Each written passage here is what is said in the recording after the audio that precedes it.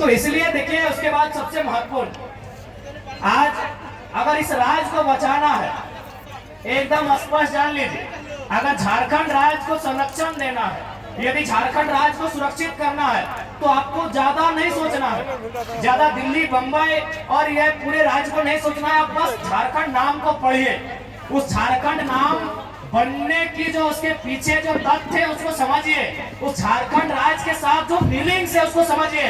झारखंड, आप ज्यादा दिमाग मत दौड़ाइए। झारखंड यानी झारखंड, झाड़ माने ये देखिए पहाड़, झाड़ यानी जंगल, झाड़ यानी जंगल, यानी सबसे पहले अगर झारखंड को बनाना है तो वन कानून में सुधार कीजिए और बिल्कुल वनों को बचाइए। और दूसरा, अगर झारखंड को बचाना है तो खंड यानी जमीन, जमीन यानी सीएनटी का कानून, जमीन यानी सीएनटी का कानून, जमीन को बचाइए। यदि झारखंड को बचाना है तो नौकरी तो बाद में होगा ही, नौकरी को हम सेकेंडरी मानते हैं, भले आप कैसा, आपका अपना ओपिनियन है, हम खेत को प्राइमरी मानते हैं। क्योंकि अगर हमारे पास अगर नौकरी नहीं रहेगी, जो कि संभव भी नहीं कि हर नौजवान के पास होगी, लेकिन हर नौजवान के पास उसके बाप के नाम से एक बकोती जमीन का टुकड़ा रहेगा। आज वर्तमान सरकार की क्या घोषणा पत्र में है कि जीएम लैंड क्या वो मालगुजारी रसीद कटाएंगे। जीएम लैंड शायद नौजवान नहीं समझते हैं, समझना चाहिए, क्योंकि नौजवान थोड़ा इंस्टाग्राम वाले हो गए, नौजवान थोड़ा फिल्टर वाले हो गए, नौजवान थोड़ा फेसबुक वाले हो गए, इसलिए पता नहीं जीएम लैंड समझते हैं कि नहीं।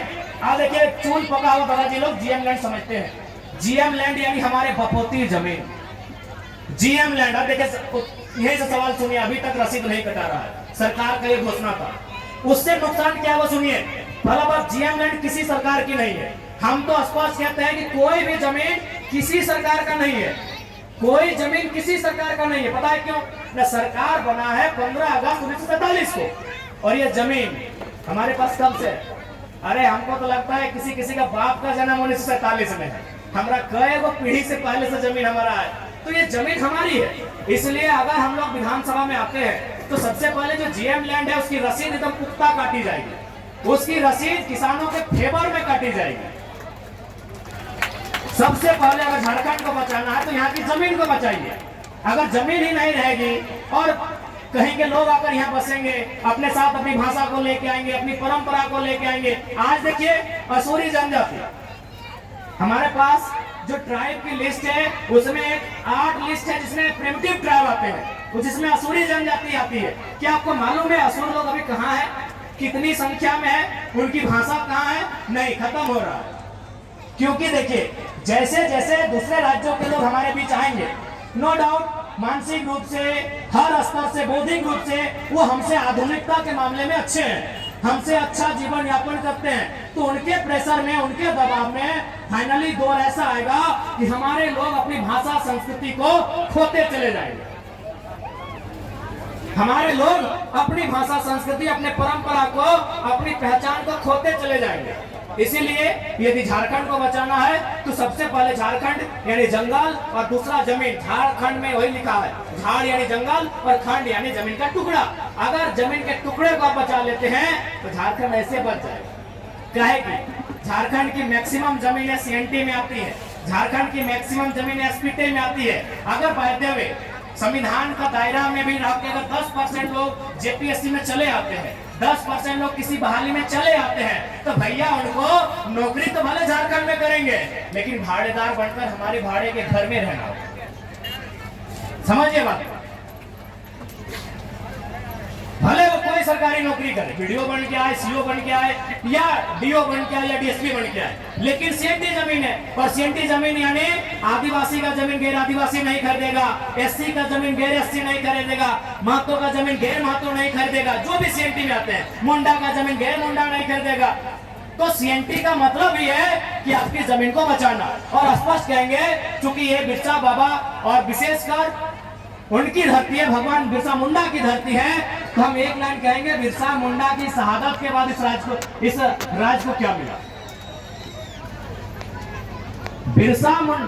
बिरसा मुंडा भगवान बिरसा मुंडा की शहादत के बाद इस राज्य को क्या मिला?